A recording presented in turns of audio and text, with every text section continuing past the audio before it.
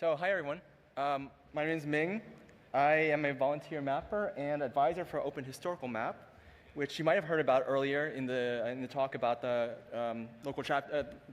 local projects, the charter projects that OSMUS helps us out with, and we're very proud to be affiliated with OSMUS and very happy to be represented really well at this conference. How many of you have heard of Open Historical Map, have checked it out?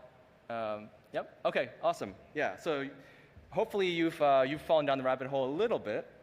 So last year I gave a talk about a little bit of the who and why in local historical mapping. And I think I was just really impressed with Stephanie's talk, kind of hitting those same points about remembering who you do this for. Today, so at that talk, after that talk, I got a lot of questions about like, okay, great, but how, right? And so today I'm going to talk a little bit about the how, and more specifically, how you use mapping local history as an intentional exercise to build a community around this, around Open Historical Map. So a little disclaimer, I pulled an all-nighter to pull together these slides in time for the deadline on Wednesday, but the words coming out of my mouth are mostly winging it, so hopefully it all works out. Let's see. Uh-oh. Will it advance? Okay, there we go.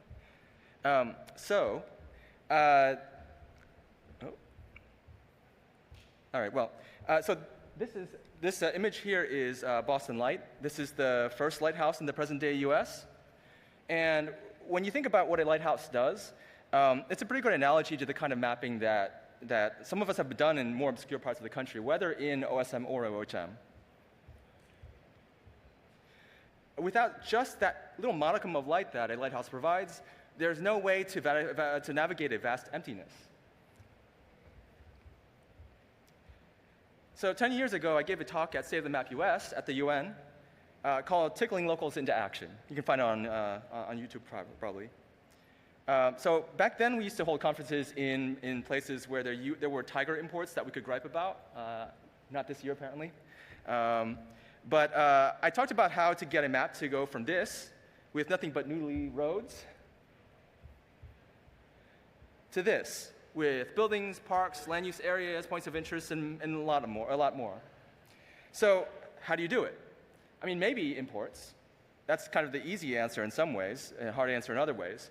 But in the places I was interested in were out of the way, important to me, but not important enough to anyone else to really make anything worth importing. So I map baseball fields, as one does, and other random things that stick out, to break up the monotony and put an idea in people's heads that we're more than an open street map. We use tools that send us into random places to add these little sparks all over the country. I mean, nowadays, it's been 10 years. We use even higher tech to light those sparks. So Matt Willenden, who unfortunately isn't here, wrote a bot for Mastodon that, like, every day it sends in the brigade on Mastodon to micromap the smithereens out of some random small town in America. I mean, people really get into it, right? Like, there's almost like this little community around just doing that. People. Instead of building a map, we took a step back and built a mapping community to go beyond. And that's what we did in OpenStreetMap, and that's what we're doing next in Open Historical Map. But first, the best things in life depend on infrastructure. I think you know the feeling of writer's block when you just stare at that blank page. So to break through that writer's block, we need to create some infrastructure, some scaffolding, so that you can orient yourself and divide and conquer the problem of missing coverage, so to speak.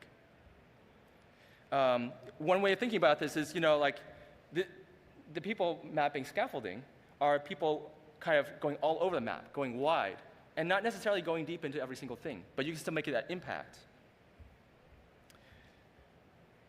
So last year, we focused on boundaries. These are things that are super visible at low zoom levels. So as far as we know, OHM is now the most extensive source for historical county boundaries on the internet. We incorporated the work of a famous, decades-long research effort at the Newberry Library, and that was the start for something really special, as mappers all over the country began adopting their part of the map and extending and correcting this data set beyond what the Newberry Library could provide. So like here, these are townships in Michigan, in rural Michigan. The Newberry Library did not have townships as part of their scope. Thanks to Leon for mapping all these townships. Because we have such a free-form community, we can think bigger than anybody else who gathers historical geodata. The Newberry Library couldn't have possibly included local municipal boundaries in their scope. At the same time, lots of local libraries and historical societies maintain their own data and relevant materials for their own little neck of the woods. So for example, here's a public domain data set of the annexation history of Dublin, Ohio. It's home to the Dewey Decimal System and Wendy's. But all these localities all over the country couldn't possibly think beyond their borders. So we're the only ones who break down these silos and put everything together. In the process, we create even more structure for even more local mapping, now at the neighborhood level. It's not just about boundaries. Mappers have begun researching, say, the opening ceremonies of segments of interstate highways or bridges and other things.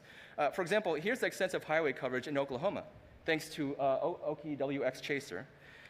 We have similar coverage all over Arizona, New York, New Jersey, and so on, thanks to very dedicated mappers. This not only makes the map look more well-rounded, but also helps people find their place in history by car. I mean, it couldn't get any more American than that, right?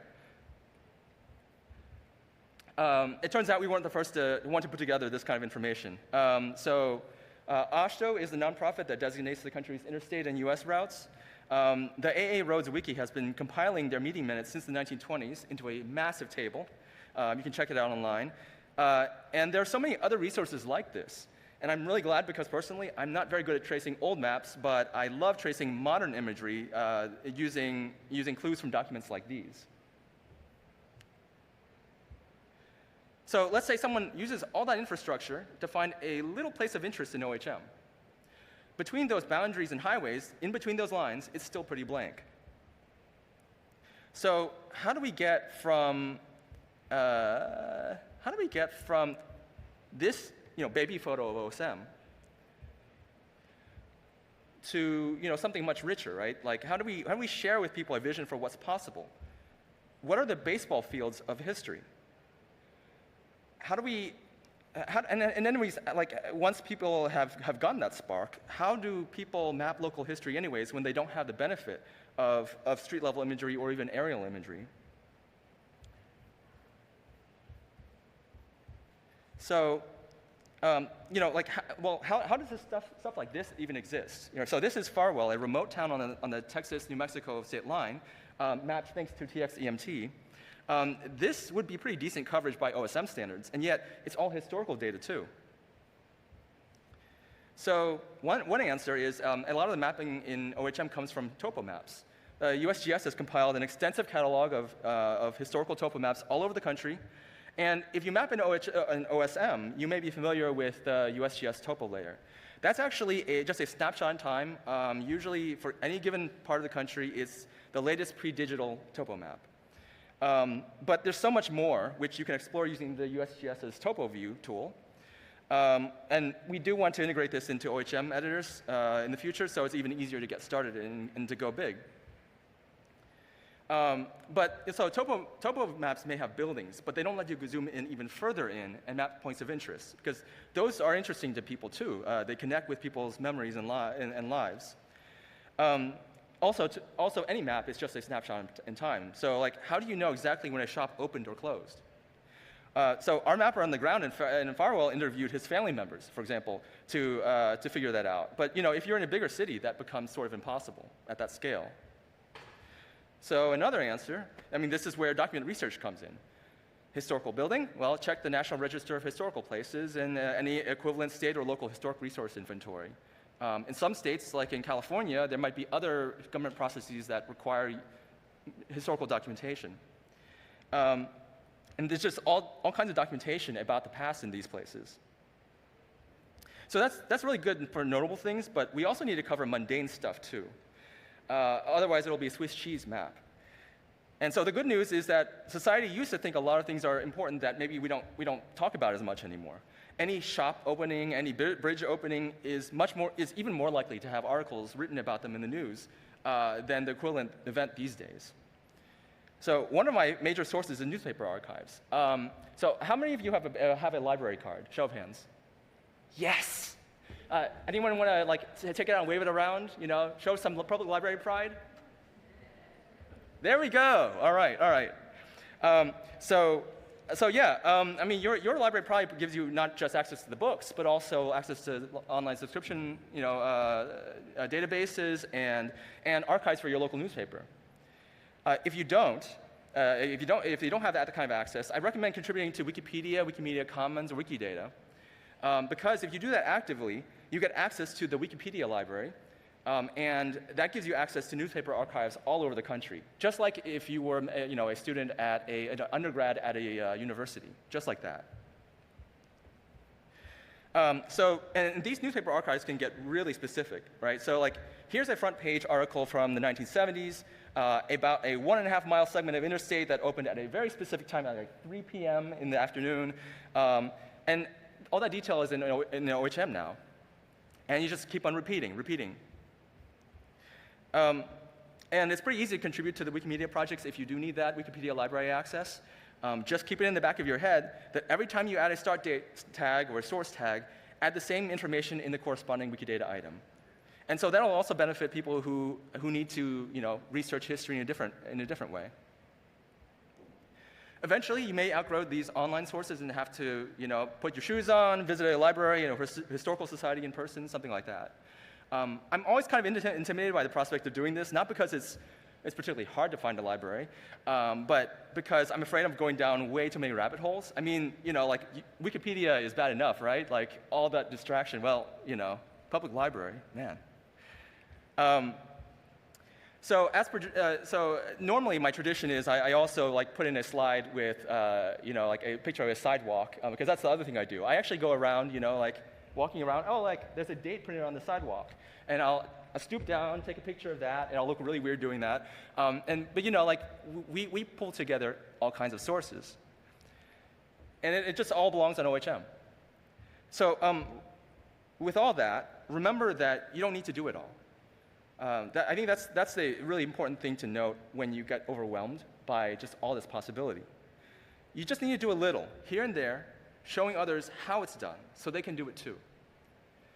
I mean, you know, as just a mapper in the OHM community, you are an anchor for a new community, and so is your data. So like, what if you don't have an exact date for something? Map what you can, map some approximate start date ranges, put in plenty of notes with lots of question marks. Show your work, but more importantly, show what comes next. And going back to what Stephanie said in the last talk, remember who you do it for. Give the people around you the gift of light. Thanks for your rapt attention. My contact information is on the slide, but better yet, check out our homepage and our social media accounts for current goings-on. Also, we have a bumper crop of OHM-related sessions this week, so please check them out. Thank you.